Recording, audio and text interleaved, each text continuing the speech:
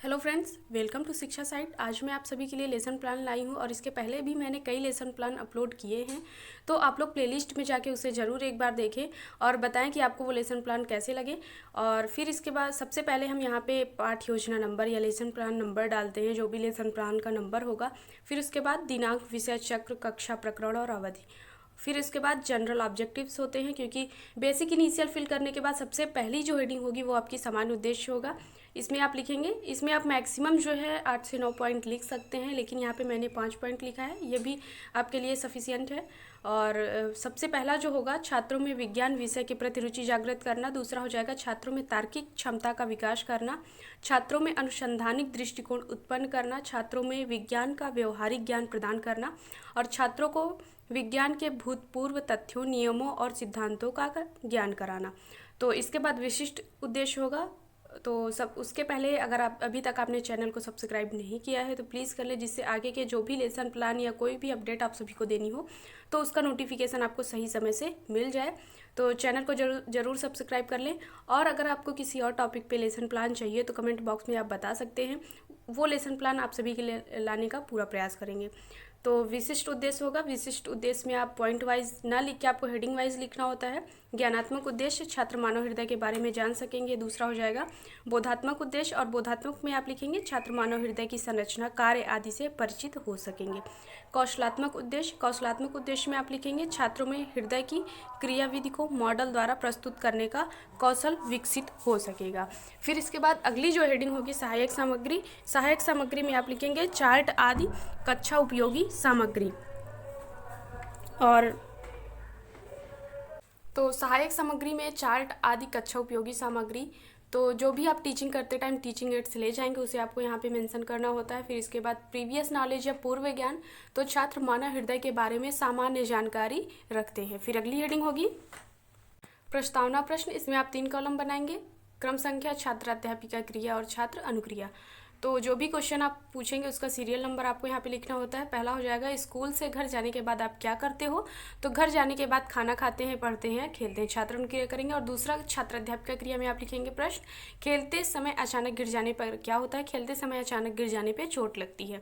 और तीसरा हो जाएगा शरीर के किस भाग पर चोट लगने पर उस स्थान से क्या निकलता है, तो चोट लगने पर खून निकलता है। और फिर इसके बाद शरीर के विभिन्न भागों में रक्त का परिवहन कौन करता है, तो समस्यात्मक हो जाएगा। इसके बाद आपका अगली हेडिंग होगी उद्देश्य कथन। उद्देश्य कथन में आप लिखेंगे बच्चों, आज हम सब जंतुओं में पदार्थ का परिवहन तथा मानव हृदय के विषय में गहन अध्ययन करेंगे।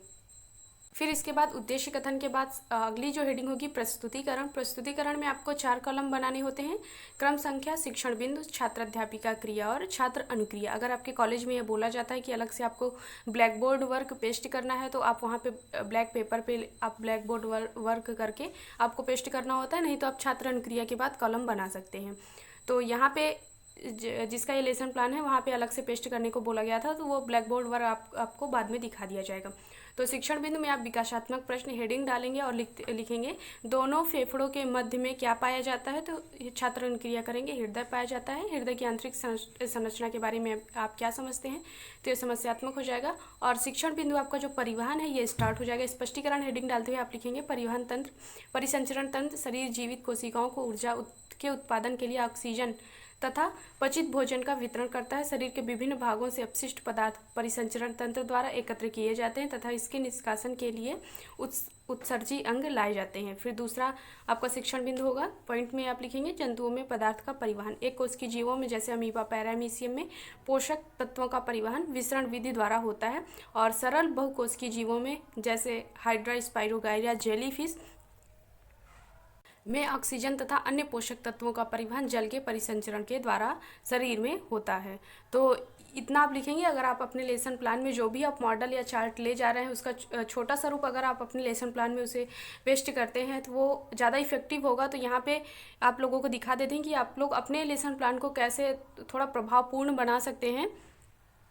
तो यहाँ पे शरीर में रुधिर का परिसंचरण इस हिसाब से आप बना के अपने लेसन प्लान में या चार्ट में भी इसे आप बना सकते हैं, क्योंकि चार्ट में इसे ले जाया गया था और उसके बाद जो भी आपको क्रिटिसाइज करने आ रहा है उसके ऊपर आपका इफेक्ट क्या पड़े, इसलिए आप अपने लेसन प्लान में ज़रूर से ज़रूर इस टाइप से छोटे क्रिएटिव जो भी हो लेसन प्लान अपना बनाएं।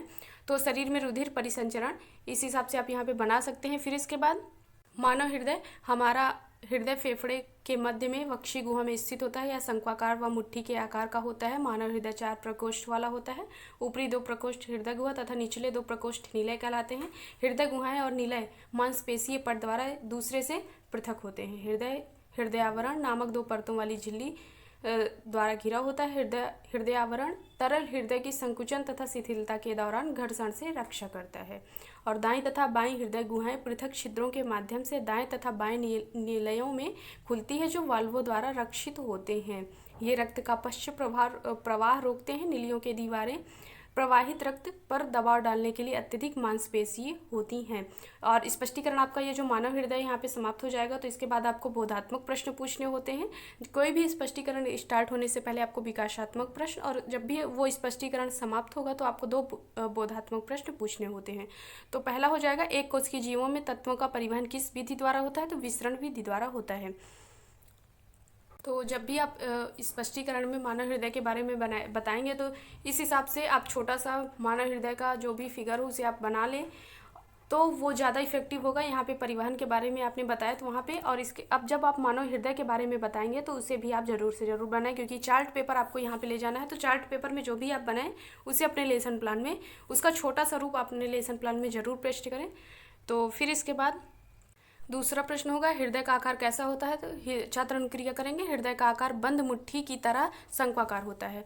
और फिर इसके बाद विकासात्मक प्रश्न पूछेंगे, मानव शरीर में परिसंचरण किसके द्वारा होता है? तो मानव शरीर में परिसंचरण हृदय द्वारा होता है। दूसरा हो जाएगा, मानव शरीर में परिसंचरण से आप क्या समझते हैं? तो ये समस्यात्मक हो जाएगा। फिर इसके बाद दूसरा आपका स्पष्टीकरण जो है वो स्टार्ट होगा, और आप लिखेंगे शिक्षण बिंदु में द्विपरिसंचरण। और छात्राध्यापक क्रिया में आप लिखना स्टार्ट करेंगे, रक्त की प्रत्येक बूंद हृदय से 2 बार गुजरती है, अनऑक्सीकृत रक्त के रूप में तथा ऑक्सीकृत रक्त के रूप में। इसे द्विपरिसंचरण कहते हैं। हृदय में रक्त परिसंचरण की प्रक्रिया आप लिखेंगे शिक्षण बिंदु में। और छात्राध्यापक क्रिया में लिखेंगे, दाईं हृदय गुहा में मुख्य नसों द्वारा पूरे शरीर से रक्त प्राप्त करती है। संकुचन में दाएं हृदय गुहा दाएं निलय में रक्त भेजती है। जब दायां निलय संकुचित होता है या अनऑक्सीकृत रक्त फेफड़े में ऑक्सीकृत के लिए भेजा जाता है। तो इस समय आप लिखेंगे, छात्र ध्यानपूर्वक देखवा सुन रहे हैं। फिर इसके बाद बाईं हृदय गुहा फेफड़े से ऑक्सीकृत रक्त प्राप्त करके बाएं निलय में भेजती है। संकुचन में बायां निलय इस ऑक्सीकृत रक्त को मुख्य धमनी अर्थात महाधमनी में धकेलती है, और महाधमनी शरीर में नीचे की ओर गति करती है और शरीर के प्रत्येक अंग तक शाखाएं रखती हैं तथा हृदय का यह लयबद्ध संकुचन और शिथिलता क्रमशः हृदय संकुचन तथा हृदय शिथिलता कहलाता है। हृदय गुहाएं पहले सिकुड़ती हैं, उसके बाद निलय सिकुड़ते हैं। हृदय की ध्वनियाँ लब और डप होती हैं। और इसके बाद इस बोधात्मक प्रश्न, महाधमनी शरीर में किस ओर गति करती है? तो महाधमनी शरीर में नीचे की ओर गति करती है। ऑक्सीजन अवशोषण किसके द्वारा होता है? तो फेफड़े द्वारा हृदय तक पहुंचाया जाता है। फिर इसके बाद श्याम पट्टिकार या ब्लैक बोर्ड वर्ग छात्राध्यापक द्वारा समय समय पर श्याम पट्टिकार किया जाएगा, जो बाएं पृष्ठ पर अंकित है। तो यहाँ पे आप लिखेंगे दिनांक, विषय, चक्र, कक्षा, प्रकरण और अवधि। ब्लैक बोल्ड एंट्री आपको यहाँ पे लिखना होता है सबसे पहले। फिर उसके बाद मानव हृदय के बारे में आप लिखेंगे, जो भी आपने स्पष्टीकरण किया है उसे में जो भी आपको मेन पॉइंट लगेंगे उसे आपको ब्लैक बोर्ड वर्क में लिखना होता है। तो इस हिसाब से आप यहाँ पे लिख सकते हैं। फिर इसके बाद निरीक्षण कार्य, छात्राध्यापिका द्वारा घूम घूम कर निरीक्षण कार्य किया जाएगा एवं उनकी त्रुटियों को सुधारा जाएगा। और दूसरा हो जाएगा पुनरावृत्ति प्रश्न, मानव हृदय कहाँ स्थित होता है। दूसरा हो जाएगा द्विपरिसंचरण क्या है, महाधमनी के कार्य बताइए। मूल्यांकन या पुनरावृत्ति प्रश्न जो भी हैं इसे आपको इसमें आंसर आपको नहीं लिखना होता है, सीधे तौर पर सिर्फ प्रश्न लिख के छोड़ देना होता है। फिर इसके बाद गृह कार्य, मानव हृदय की क्रियाविधि को सचित्र बताइए। और ये तो यहाँ पे आपका ये लेसन प्लान होमवर्क के बाद समाप्त होता है। अगर आपको किसी और टॉपिक पे लेसन प्लान चाहिए तो आप लोग मुझे कमेंट बॉक्स में बताइए। और अगर आपको ये लेसन प्लान पसंद आए तो प्लीज़ वीडियो को ज़रूर लाइक कर दें, और अभी तक चैनल को सब्सक्राइब नहीं किया है तो प्लीज़ कर लें, और साथ ही साथ बेल आइकन को ज़रूर प्रेस कर लें, जिससे आगे के जो भी वीडियो अपलोड किया जाए उसका सही समय से आप सभी को नोटिफिकेशन मिल जाए।